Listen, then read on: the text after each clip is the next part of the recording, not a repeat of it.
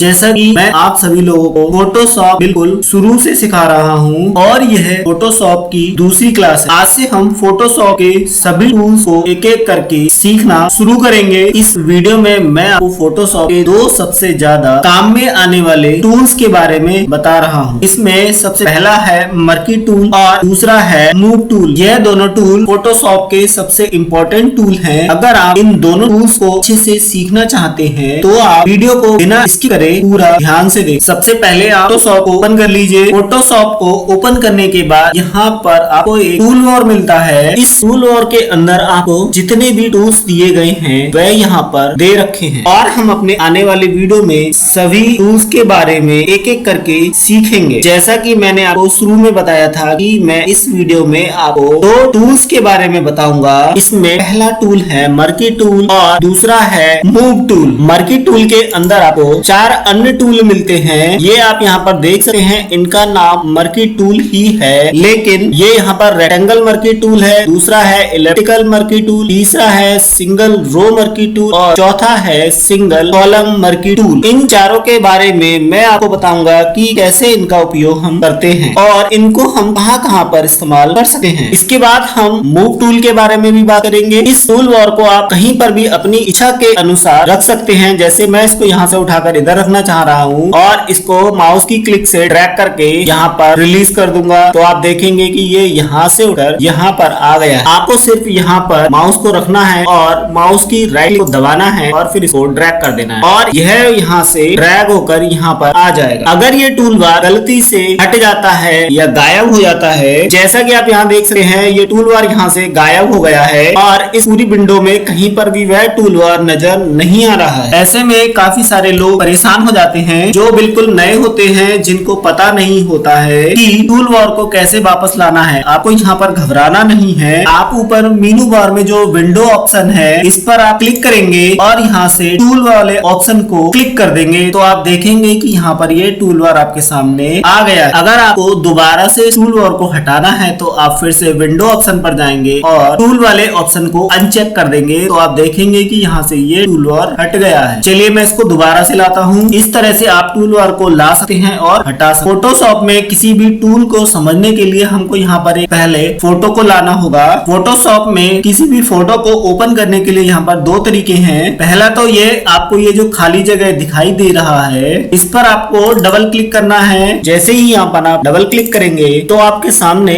आपके कंप्यूटर का screen open होकर आ जाएगा। आपकी जहाँ पर फोटोज हैं आप उस ड्राइव को सेलेक्ट करेंगे और यहाँ से कोई भी एक पिक्चर सेलेक्ट कर लेंगे और फिर ओपन पर क्लिक करेंगे तो आप देखेंगे कि यहाँ पर पिक्चर ओपन हो चुकी है। और दूसरा तरीका ये है कि आप फाइल पर क्लिक करें, ओपन पर जाएं और जहाँ पर आपकी फोटो दी हुई है उस फोटो को सेलेक्ट करें और आप ओपन कर दें तो आप देख रहे हैं यहाँ पर पिक्चर आपकी ओपन होकर आ गई है। अब ये जो आपकी फोटोशॉप में फोटो ओपन हुई है आप इसको मिनिमाइज भी कर सकते हैं। मिनिमाइज करने के बाद वह पिक्चर आपकी जो ये वाली जो विंडो है इसके साइड में देख रहे हैं आप, यहाँ पर नीचे पर ये मिनिमाइज हो गई है। आप इस पर क्लिक करेंगे तो यह आपके सामने मैक्सिमाइज होकर आ जाएगी और जरूरत पड़ने पर आप इसको छोटा करके यहाँ पर रख सकते हैं और जरूरत पड़ने पर आप इसको बड़ा कर सकते हैं। इसमें जो अगला ऑप्शन है वह है मैक्सिमाइज का। इस पर आप जैसे ही क्लिक करेंगे तो ये आपकी पिक्चर मैक्सिमाइज हो जाएगी और यह पूरी फोटोशॉप की विंडो पर आ जाएगी और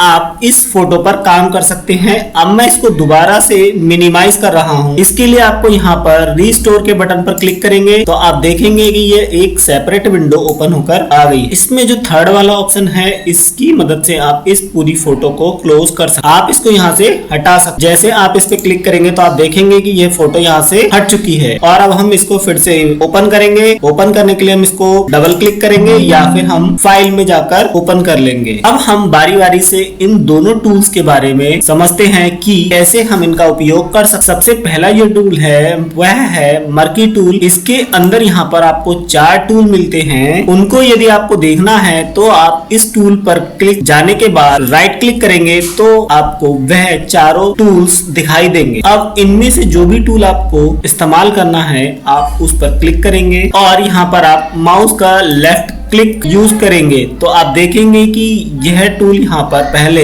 रेक्टेंगल था, अब यहाँ पर इलिप्टिकल हो चुका है। अब आप जो भी सिलेक्शन बनाओगे वह यहाँ पर रेक्टेंगुलर शेप में बनेगा। इसी तरह से आप कोई दूसरा टूल सेलेक्ट करना है तो आप राइट क्लिक करिए और उस टूल को सेलेक्ट कर लीजिए। आप इस टूल को एक शॉर्टकट की मदद से भी उपयोग कर सकते हैं जो कि है M, केवल और केवल M। आप यदि अपने कीबोर्ड से केवल M बटन प्रेस करेंगे तो आप इस टूल को सेलेक्ट कर पाएंगे और आप इस टूल को इस्तेमाल कर पाएंगे। चलिए अब हम इस फोटो की मदद से समझते हैं कि इस टूल को हम कैसे इस्तेमाल कर सकते हैं। यहाँ पर आपको एक बात का ध्यान रखना है, मर्की टूल केवल सिलेक्शन बनाने के काम आता है, यानी कि आपको अपनी फोटो पर कोई भी सिलेक्शन बनाना है, चाहे वह रेक्टेंगल हुआ, चाहे वह इलिप्टिकल हुआ, चाहे सिंगल रो या सिंगल कॉलम, तो यह टूल काम करता है। आपको यहाँ पर एक ध्यान रखना है कि आपको जो भी सिलेक्शन देना है, बनाना है, वह आप बनाया है उतने पर ही काम होगा। जैसे हम यहाँ पर रेक्टेंगल मर्की टूल को सेलेक्ट करते हैं और यहाँ पर कुछ सिलेक्शन बनाते हैं। जैसे मुझे यहाँ पर इतना सिलेक्शन बनाना है, मैंने यहाँ पर देखिए सिलेक्शन बनाया है। सिलेक्शन बनाने के बाद जैसे ही आप माउस का क्लिक छोड़ोगे तो आप देखोगे कि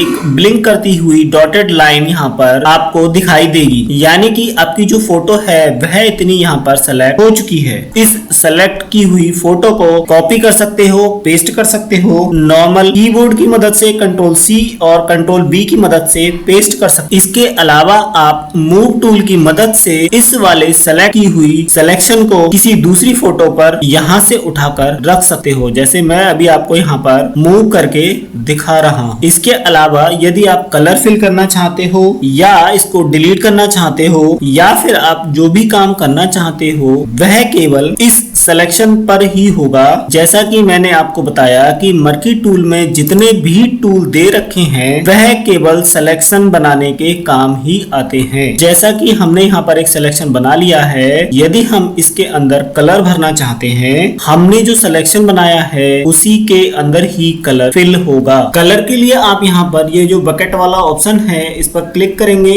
और यहाँ पर राइट क्लिक कर देंगे तो आप देखेंगे कि पीछे की बैकग्राउंड में यहाँ पर बबल्स वाला कलर ऐड हो गया है। Ctrl+Z से हम इसे पहले जैसा कर सकते हैं। हमने यहाँ पर जो भी सिलेक्शन बनाया है केवल उतने में ही काम हो रहा है। अगर मैं गलती से यहाँ पर फिल करने की कोशिश करूंगा तो आप देखेंगे कि कलर यहाँ पर फिल नहीं होगा। आपको सिर्फ यहाँ पर ध्यान रखना है कि मर्की टूल से हम अलग अलग टाइप के सिलेक्शन बनाते हैं। सिलेक्शन बनाने के बाद आप इसमें कलर भर सकते हो, करेक्शन कर सकते हो। इसको आप एक फोटो से ले जाकर दूसरी फोटो पर रख सकते हो। इसी के साथ में यदि आप मूव टूल को भी समझते चलेंगे तो आपके लिए समझने में आसानी होगी। यहाँ पर मूव टूल जो है मर्की टूल के बाद सबसे ज्यादा यूज होने वाला टूल है। इस टूल का इस्तेमाल करके आप एक ऑब्जेक्ट को किसी दूसरे ऑब्जेक्ट पर ले जा करके रख सकते हैं। यहाँ पर आपको ध्यान देना है कि यदि आपको एक फोटो को दूसरी फोटो पर लेके जाना है तो हम मूव टूल का इस्तेमाल करेंगे, या फिर किसी दूसरे ऑब्जेक्ट को पहले वाले ऑब्जेक्ट पर लाना है तो हम मूव टूल की मदद से ही उसको लाएंगे। जैसे कि इसके नाम से ही पता चलता है कि मूव करना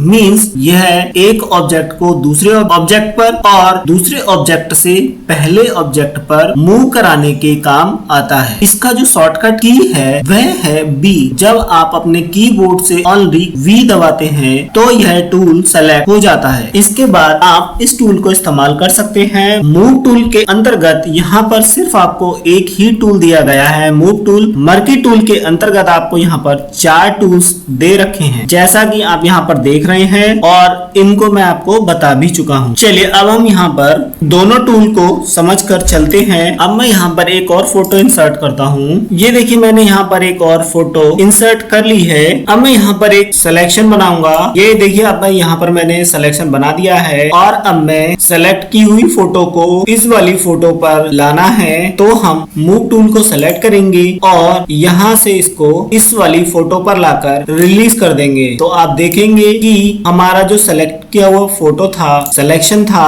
वह यहाँ पर आ चुका है। यहाँ पर हमको एक बात ध्यान रखनी होगी कि जो हमने सिलेक्शन बनाया था यहाँ पर उस सिलेक्शन को हम तब तक रिलीज नहीं करेंगे जब तक कि हम अपनी दूसरी वाली फोटो पर अपने माउस के पॉइंटर को नहीं ले आते। यहाँ पर आपको दो चीजों को समझना है कि मूव टूल की मदद से हम एक ऑब्जेक्ट ऑब्जेक्ट को दूसरे ऑब्जेक्ट पर लेके जाते हैं और हमको यदि यहाँ पर रेक्टेंगल इलिप्टिकल सिलेक्शन बनाना है तो हम यहाँ पर रेक्टेंगल मर्की टूल, और यदि हमको इलिप्टिकल बनाना है तो हम इलिप्टिकल मर्की टूल को सेलेक्ट करेंगे। मैं आपको यहाँ पर एक सर्कल में सिलेक्शन बनाकर दिखाता हूँ। मैंने यहाँ पर इलिप्टिकल मर्की टूल सेलेक्ट कर लिया है और मैं यहाँ पर माउस को ड्रैग करूंगा तो आप देखेंगे कि यहाँ पर एक इलिप्टिकल डॉटेड लाइन बन चुकी है। और फिर मैं मूव टूल पर क्लिक करूंगा और इसको सेलेक्ट करके दूसरी वाली इमेज पर लाकर फिर मैं माउस की क्लिक को रिलीज कर दूं तो आप देखेंगे कि यहाँ पर एक और फोटो